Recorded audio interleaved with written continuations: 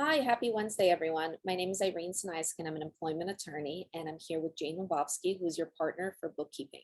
And today we're going to be discussing a very important question that we oftentimes have to help our clients with, and that's on a sale or a purchase of a business. And of course, as with any transaction, what we discussed today would be very generic and it would only involve certain aspects of a possible sale or a possible purchase of a business. And there could be other situations where there is a term sheet or another document that would dictate the terms of the transaction that you would, of course, have to make sure that you satisfy, and what we're discussing might not be in full to that transaction, but it definitely is going to discuss certain items that we come in contact with quite often when it comes to the business sales or purchases. Hi, everyone. Irene, so what documents do you request for due diligence when a business is being purchased or sold? So typically what we look for would be, of course, your standard documents such as your tax returns and some other financials. But and a lot of those documents, typically we work with a bookkeeper or an accountant on, but we are also looking at legal documents. And what I mean by that would be promissory notes or any security documents. And those could be anything from a collateralized note that would have certain machinery involved, or it would have a building as part of the transaction for the sale of a business, for example. We're also looking to see if there are any current leases for space or leases for any equipment as well, and whether that would include any personal liability on behalf of the owners of the business, or whether that just will travel together with the business. And of course, if it travels with the business, we take a look at proper indemnification. If it remains with the owner of the company, of course, there needs to be a proper assignment. So then we take it a step further. We look at the lease itself. Would a certain lease allow you to assign? And this is where we start looking at the difference between some collateralized property and some of the loans that could possibly be uncollateralized. And we look at the difference of how do we transfer those as well. Before, of course, we do release any information if we're representing a seller, or we are given any information if we represent a buyer, it is very important that both sides have an NDA.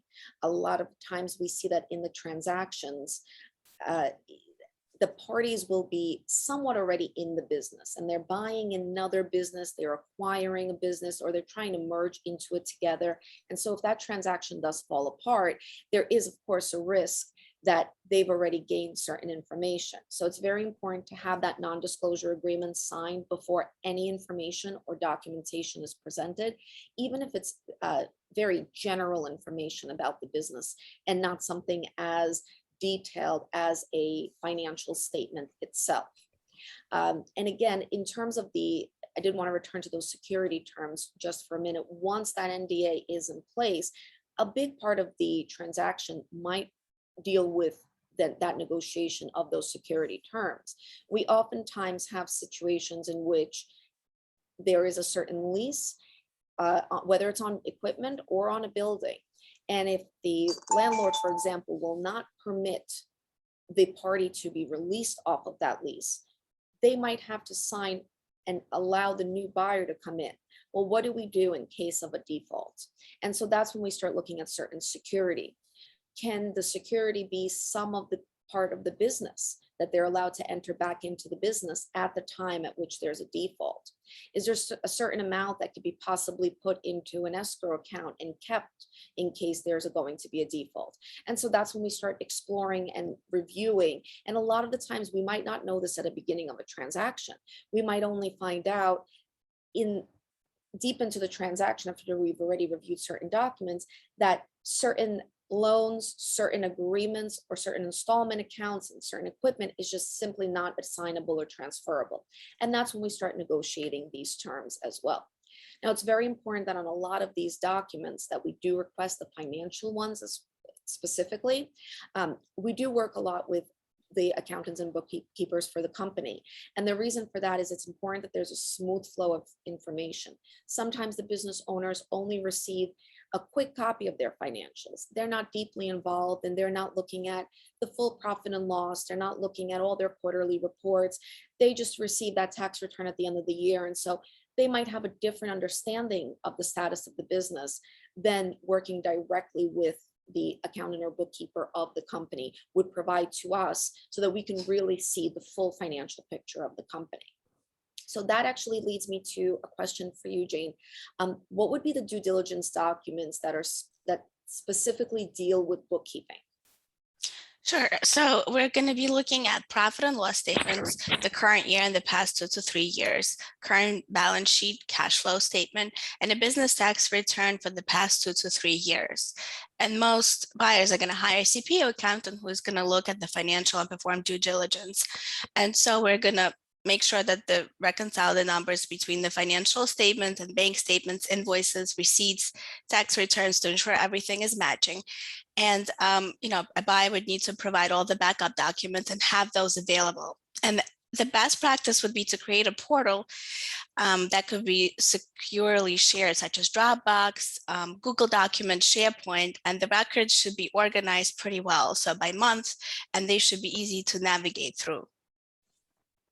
That's very interesting. So what we find a lot of the times is our clients would be worried that they might be undervaluing or overvaluing a business. And so that's something that I would be personally concerned with as well. So as a business owner, if you're concerned about undervaluing the business for example, if it's due to showing more expenses, or if you're including in the valuation certain perks for workers, how do you handle that? Sure. I think that's a great point, because a lot of the business owners are trying to, increase their tax deductions by providing some tools for the employees, right? Some perks. So for example, if we have an owner or family member's salary or perk, we're going to make that adjustment. If there's like a personal expense, such as personal payments for the car insurance, cell phone, childcare, medical, and travel expenses, we're going to adjust that as well. Depreciation, amortization, and anything that's kind of related to the interest payments, to business loans, other maybe like one-time or non-recurring expenses, and potential investments in other non-operating expenses or income. All of that is going to be adjusted. And when they say it's basically, we're going to remove owner-specific perks, benefits, and expenses, and we're going to show potential buyers the business actual available cash flow. That's very helpful, because that certainly does need to be included back in. And a lot of the times we absolutely have some issue explaining that financial part and really explaining the real valuation. Sometimes, as I said, we oftentimes don't get into certain terms already deep in the transaction. So knowing that this is possible would really help people understand the real valuation. Yes, I think we touched on most of the things that happened during the due diligence. And as always, if you have any further questions, please feel free to reach out to both of us. Thanks, and have a good day. Thank you.